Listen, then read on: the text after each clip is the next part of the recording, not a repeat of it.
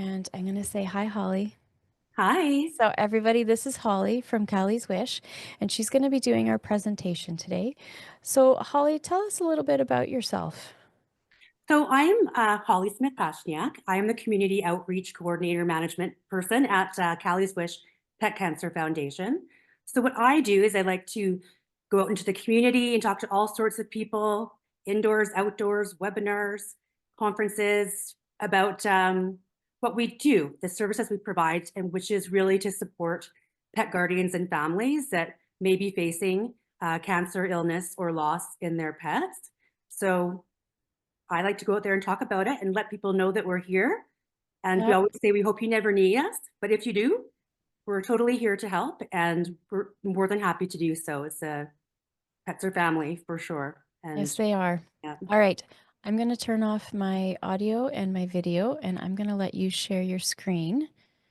And So just to start off, just a brief little overview. So Callie's Wish, all of the resources, programs, and supports that I'm going to talk to you today are all free. And this is made possible by our sponsors and partners and community donors. So there's never a charge for anything that we offer. We just are here to help.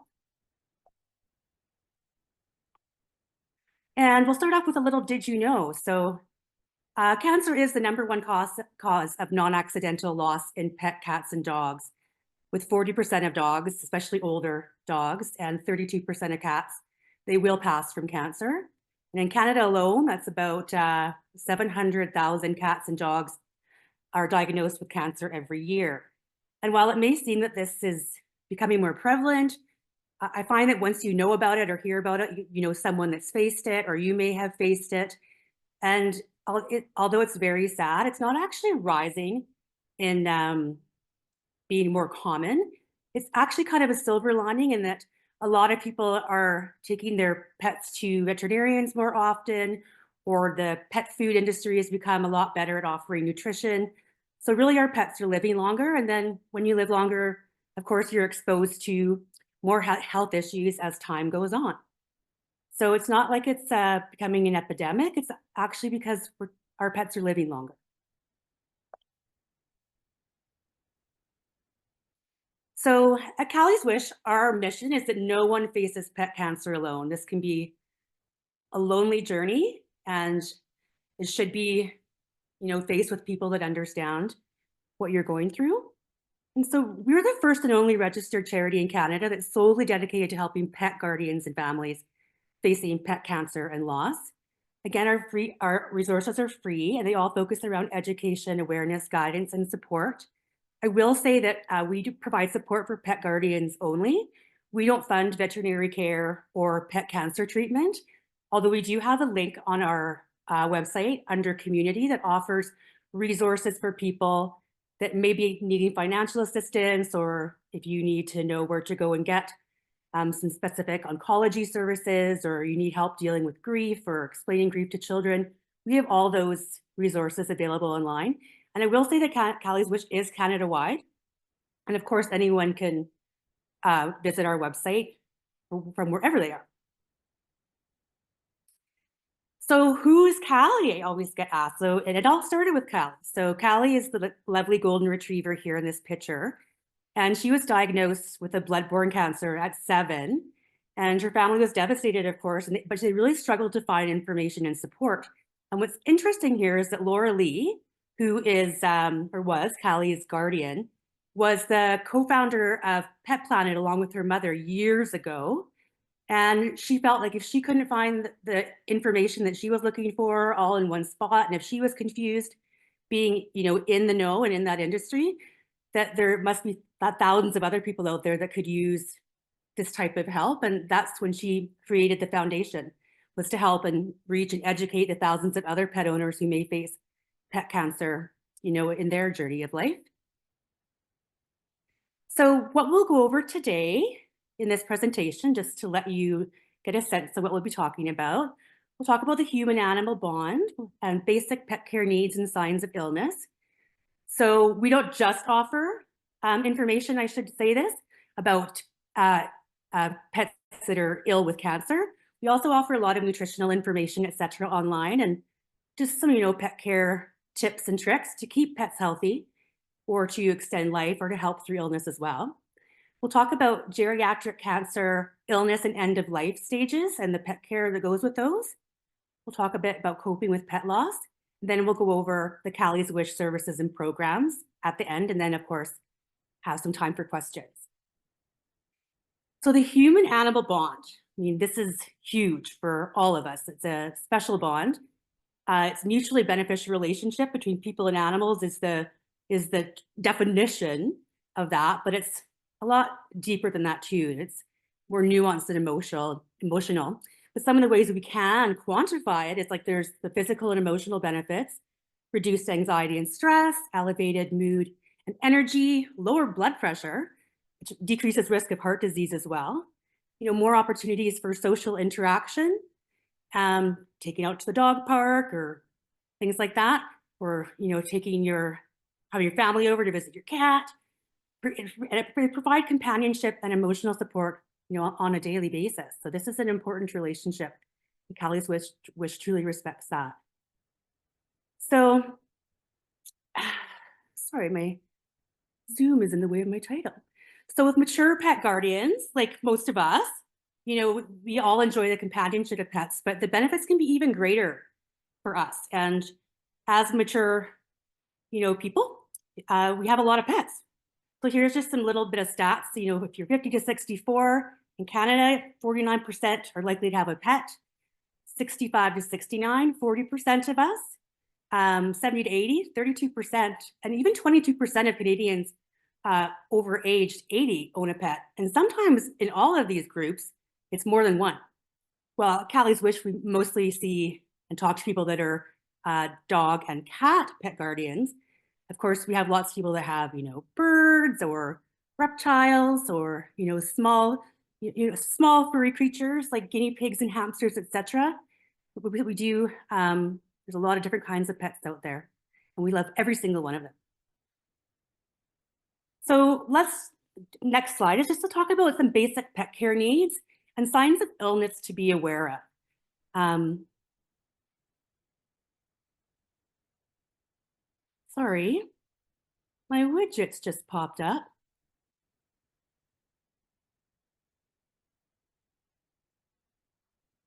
I think my phone is syncing. I apologize. So basic pet care needs and signs of illness. Again. So basic pet care needs. So pets, of course, are completely dependent on us for all of their, health needs, their happiness, their comfort, and their quality of life.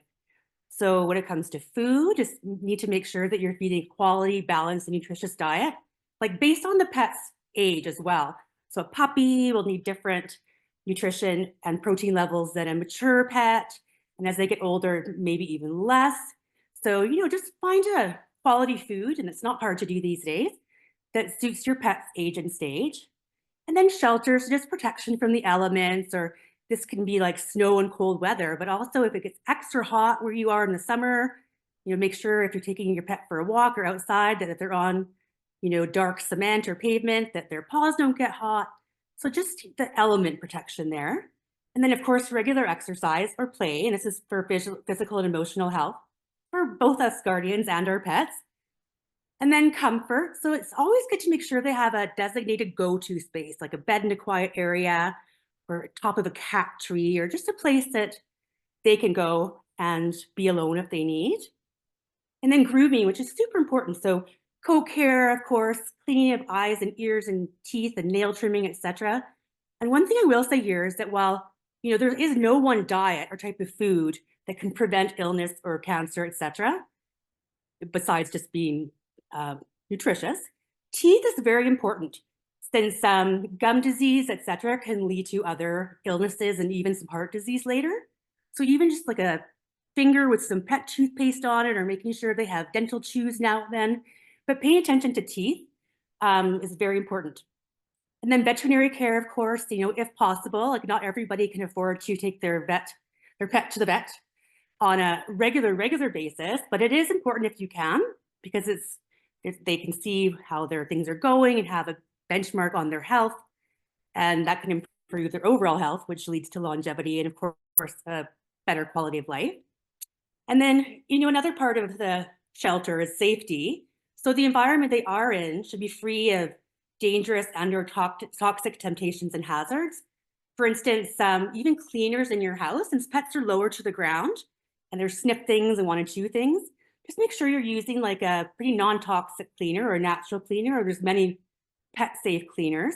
But also, if you're outside, like just make sure that you're using not using pesticides that are dangerous or chemicals that could be dangerous to the pet. And then make sure that you're not feeding them food that's toxic potentially to them. Like with dogs, chocolate's a big one. And with cats, lilies is a big one. Those are two things that can make the animal really sick. And a lot of people aren't aware of that. So it's good to just be up to date on what's environment safe for your type of pet.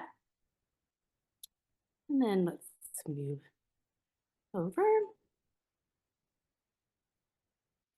So here's a little chart. So at a glance, there are some signs of the most common signs of illness and discomfort.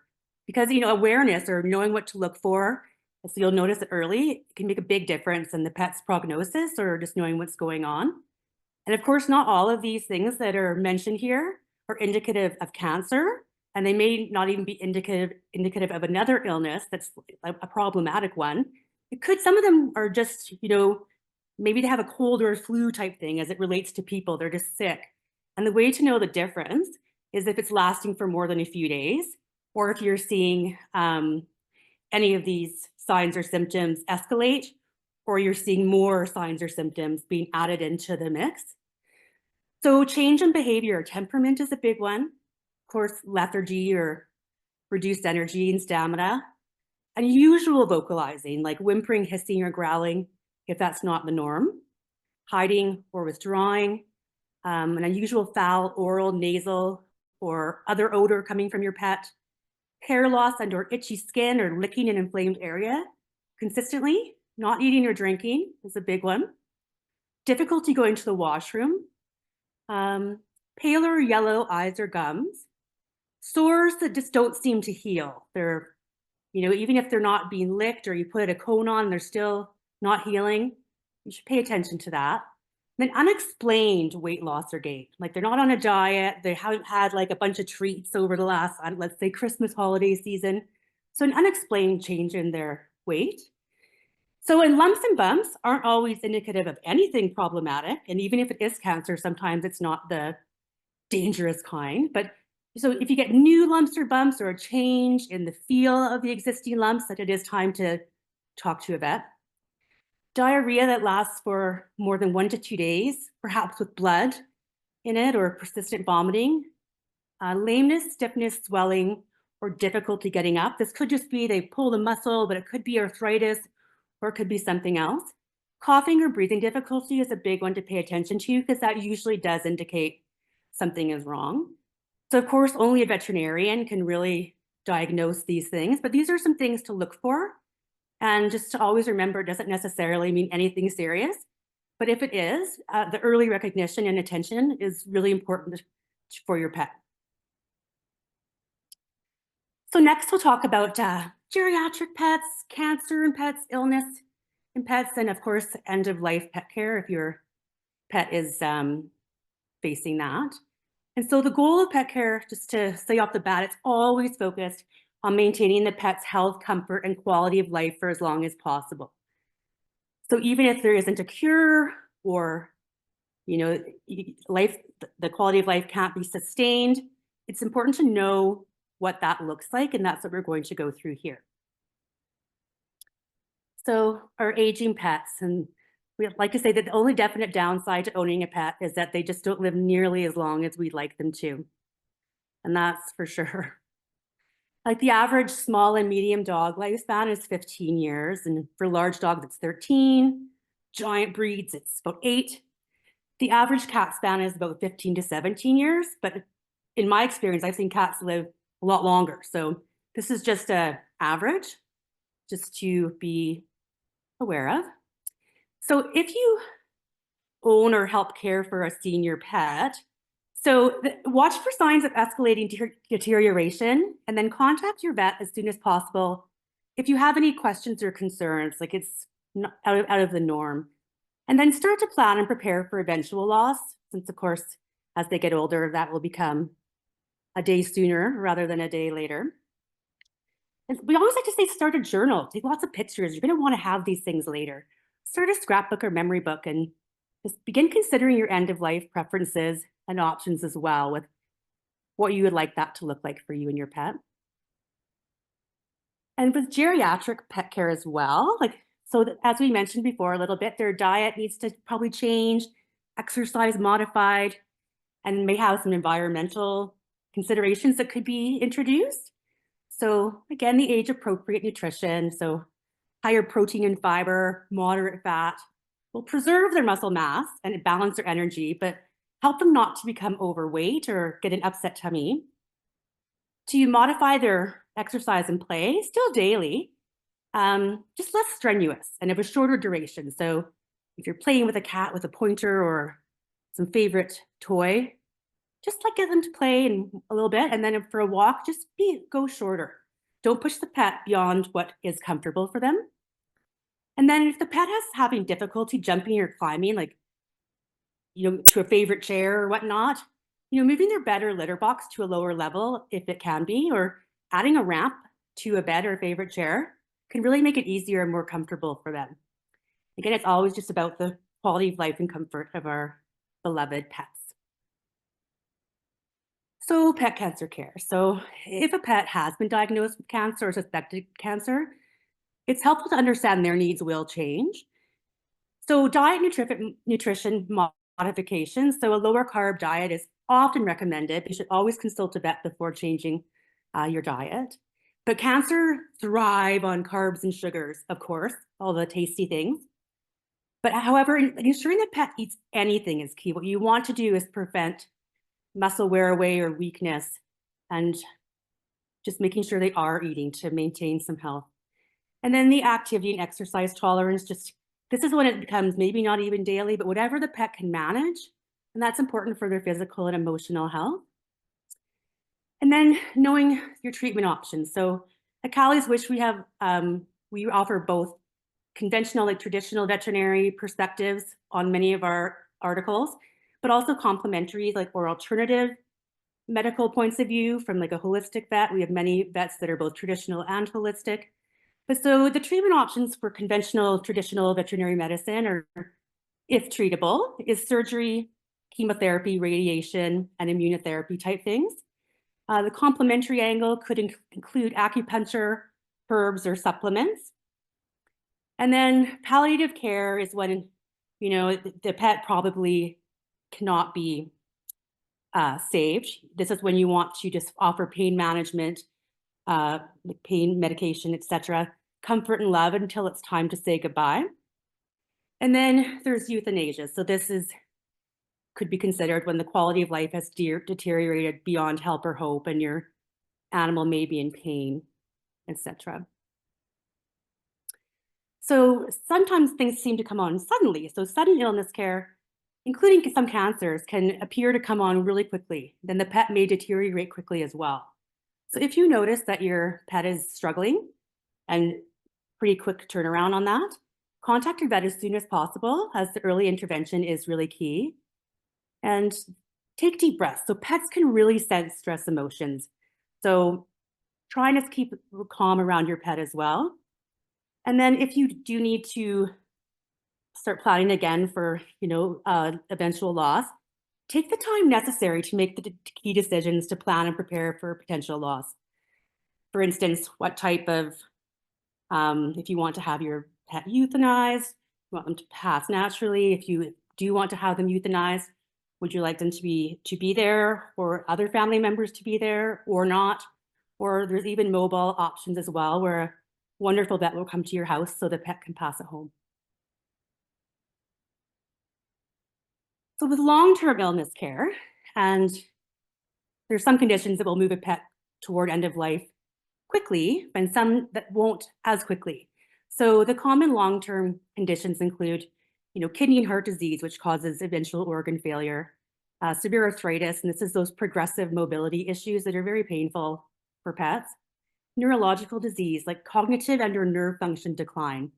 If your pet's suddenly big change in behavior, or maybe sits facing a wall for a long time, or seems confused. And so your vet is always your best resources for their changing needs or to talk about what this could be, and then treatment and pain management. And pets with specific health conditions, maybe even diabetes, they can require a prescription diet that your vet can recommend and provide for you. And because the pet may have a short or longer time here or life expectancy, this is now the time to plan and prepare for loss again. We always like to reiterate that all the time, because you do not want to be worried about these decisions when the time comes. You want to be just spending time with your pet and have that plan already in place. And then watch for signs of escalating deterioration. So keeping a daily journal can help you know when it's time to perhaps say goodbye. So end of life, which is palliative care. So when the pet is rapidly deteriorating due to age or illness.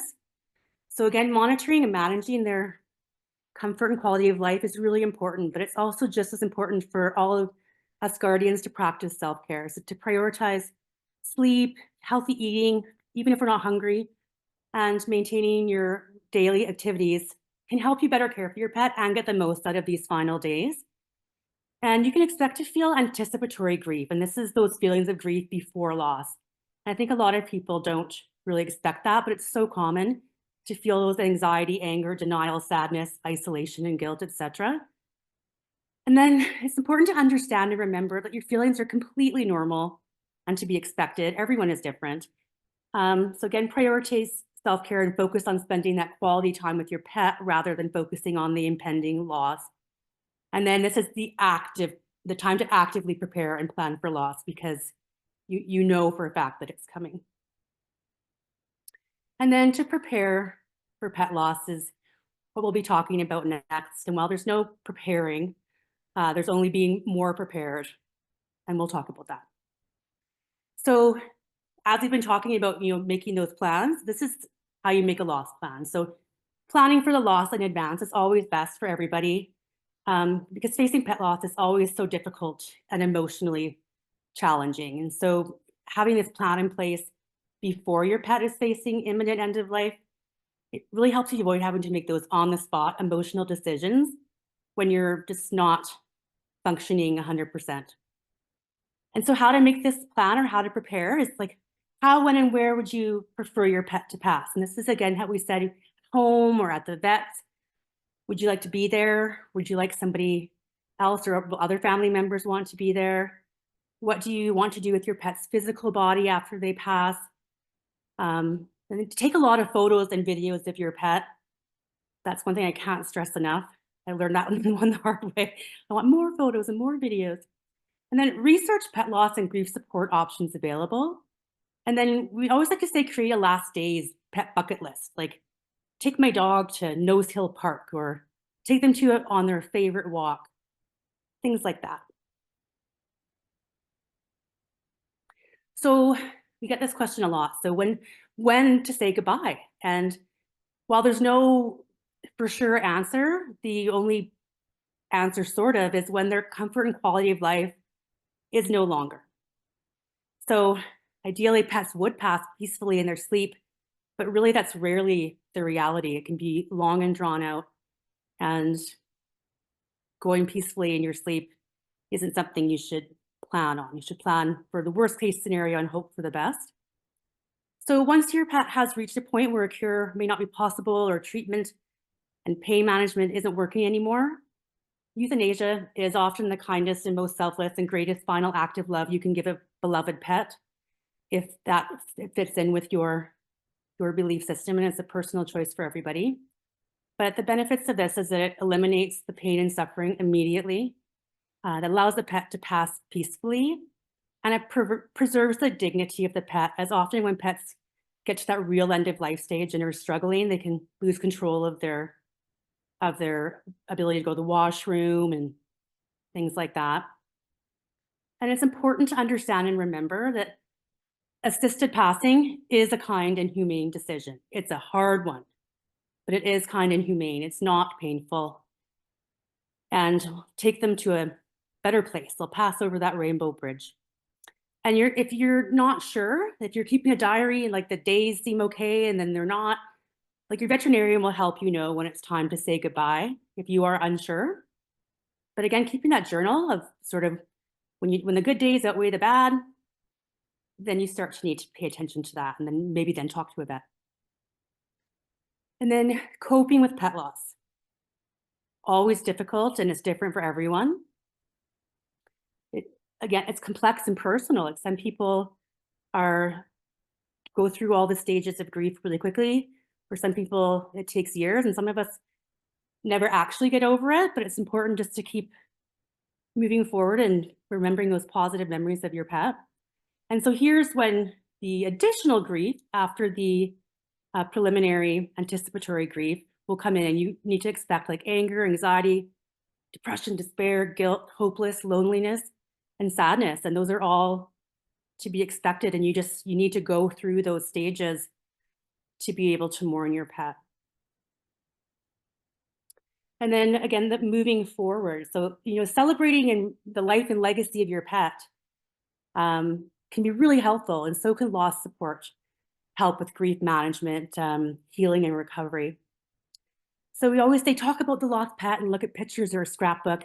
Remember those happy times. You can set up a pet memorial space with photos, or like in this picture, maybe a collar or a favorite toy where you can, spend some time memorializing them and celebrating them.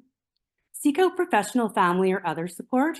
And Callie's Wish does offer some of this, which we'll talk about in just a slide or two. And we also, again, have resources online that are recommended under our community page. And if you feel you are not coping well after loss, that's when you may need to seek additional help from professional support services or even distress services. And again, everyone's so different and you never really know how it's going to affect you. So just pay attention to how you're feeling. And if it's lasting longer than you think it should, or really making it hard for you to get through your day-to-day life. So now here's where Callie's Wish, here's where we can help with around all of this and about our programs and services. So that's how it all started, was the online pet health hub. So if you go to our website, there's a pet health hub. It's packed with expert vetted, conventional and complementary vet information and resources about pet cancer, cancer types and symptoms, the treatment options, general pet health, and much more. We even have like doing yoga with your pets on there. So again, it's not all emotionally sad. There's some great resources on there as well. You can ask an expert, and this isn't telemedicine or e-medicine. It's not it's not about the medical care. This is more about, here's what's happening. I can't get into my vet. Do I need to go to an emergency vet? Or I'm really having trouble with loss. Can you help me with that? Or how can I explain to my child about loss? So it's more about expertise in the area of those end of life stages and loss stages. Then we also offer what's called Buddy Connect, and this is individual peer support. And this is where, pet guardians and families will connect you to one of our supportive community volunteers. So these are past clients who have previously faced this journey. It can be really helpful to talk to somebody as you're going through this journey on your own.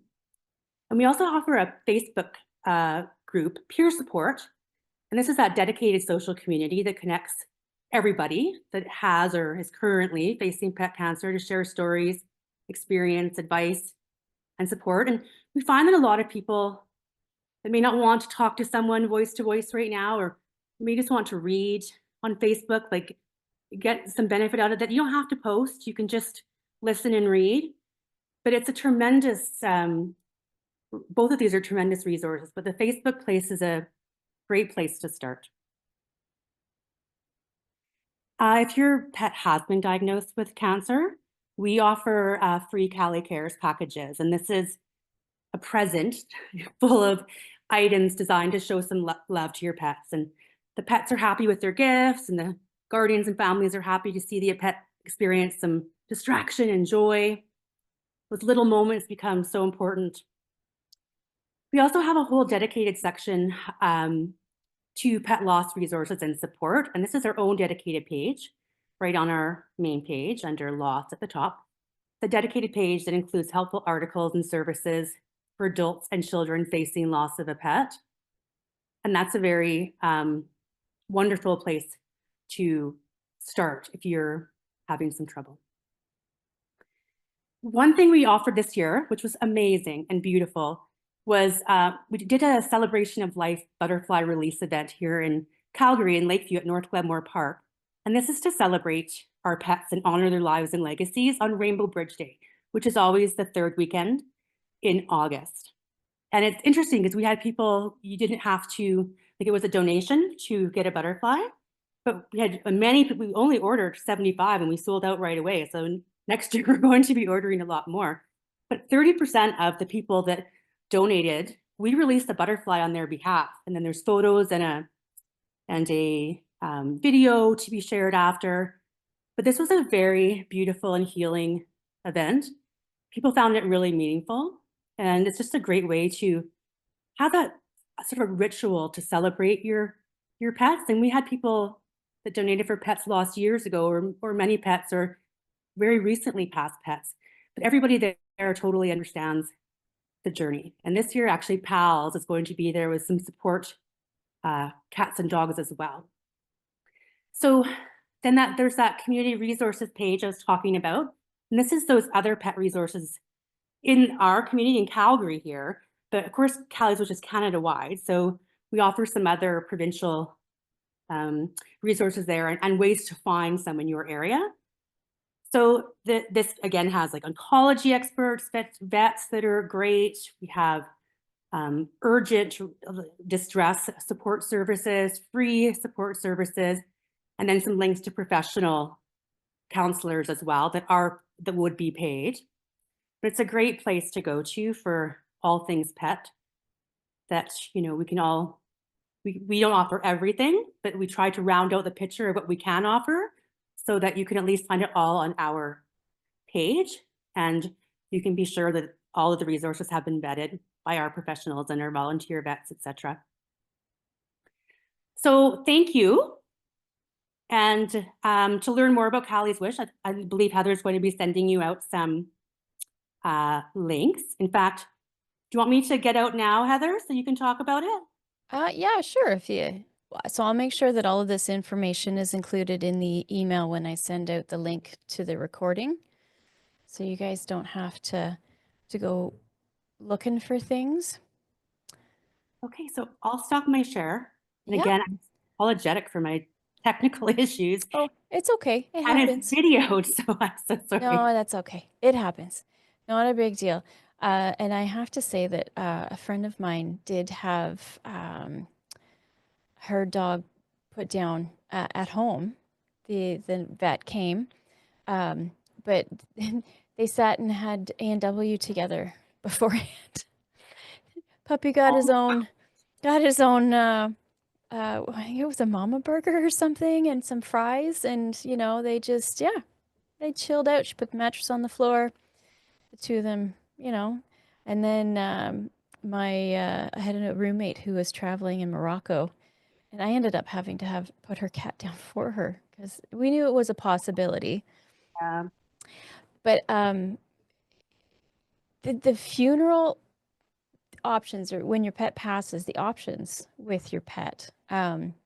I was a little blown away at that point in time because I wasn't prepared to make those decisions, and she needed to text me over WhatsApp as to what she wanted, and it was okay to put the cat down because the vet needed it was complicated. So not too long ago, we just did a different presentation on funeral planning with the Cooperative Memorial Society, which is human funerals. But there's a lot of really good information that's transferable. It's like, instead of having that moment when you're vulnerable to make those decisions, do you want the paw print? Do you want the cremation? Do you want the box? There's a lot of options. If you And we know, have those as well on our community page. So yeah, Gateway has the cremation services all around Canada and in Calgary. But then yeah, you can see in advance if you're making a plan. what they Yeah. offer, paw print or a box. There's also a pet cemetery outside, just outside of Rocky View. So Oh, there is a chapel and you can have a yeah. funeral service. So There's so many options. So if I learned anything from the previous one, it's it make a plan ahead of time. And it's so much easier to do ahead of time. You know, even for us, like I'm in my 40s and it's like, oh, maybe I should decide. I have no emotional attachment to it yet. I have no anticipation of, you know, so it's like, oh, what do I want? What do I, do I want to be cremated? Do I want a special box? What does your pet want? You know? So what would it's you want for your pet? How are you? yeah. Do you want to have their ashes with you? Would you rather have them buried where you can go visit? That sort of thing. And if you have the finances, you can turn them into a diamond. Or a tree, I've Ooh, heard. or a tree. I just heard that, yeah. So let's have a quick. So we did have a question just before we started. Um, and she's talking about her cat has cancer. Um, uh, I'm sorry to hear that. Really. yeah, the medical steps available to deal with cancer in the cat. So I think a lot of this question, I don't know if you saw it in the, I'll read the whole thing, but I think this is outside of your specific purview. So my kitty has cancer. What medical steps will be available to deal with cancer in cats? Her cancer is in her nose and her throat, and just moved to the kidneys. What would be appropriate way to deal with this? And then she added to it, it says, will the cancer spread to my other cat? She was diagnosed with feline leukemia. Uh, my kitty with cancer is approximately 5 years old. She has two other cats around 6 and one is 18. I did Google the feline leukemia.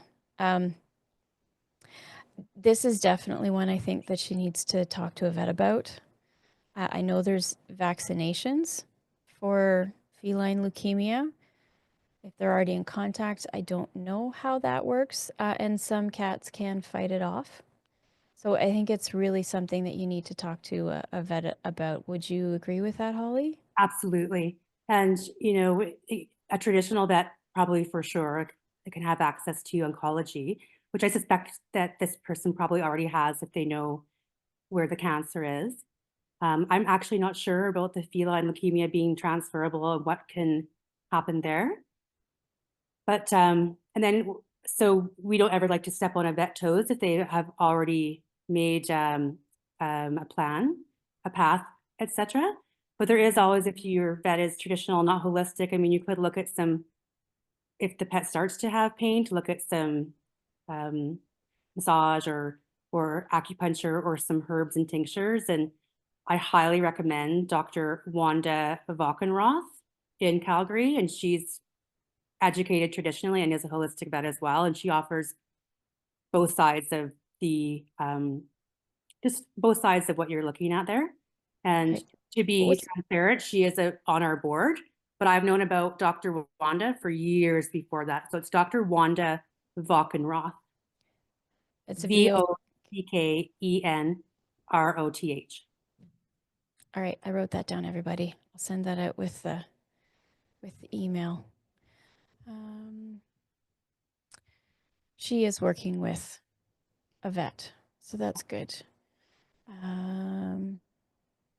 It sounds like she's doing okay though. So Is this we'll. the 18-year-old or is this the 5-year-old? It's a 5-year-old. Oh my. So okay, well, it sounds like you're doing everything right. And yeah, just follow the advice of the professional that you're working with. And that's something I should have mentioned in my notes, was that a lot of people feel guilt, or they should have done something, or they could have done something, and it's just not true. Even if you never gave your pet a fast food treat or whatever, a lot of this is genetic. All you can do is what you can do, for general health. But things happen, and there's just no point, and your pet would not want you to feel that way. You really need to put those positive memory on things. And if you're having that kind of distress, that's when I would really recommend seeking out some grief support and counseling. It's so common, but it's just not your fault. She said thank you. Okay, so maybe let's talk a little bit about the emotions. And I love that you guys have the Facebook page. Because not everybody around you, if you're still working, if they haven't had pets, they don't get it. They And just even don't. some who do have pets don't get it, right? So, Yeah. and like it's so personal to everyone. I mean, for me, Hmm. huge bond, very emotional, and it will vary from, I love my pet to my pet's a very important part of my everyday life and one of my most important relationships.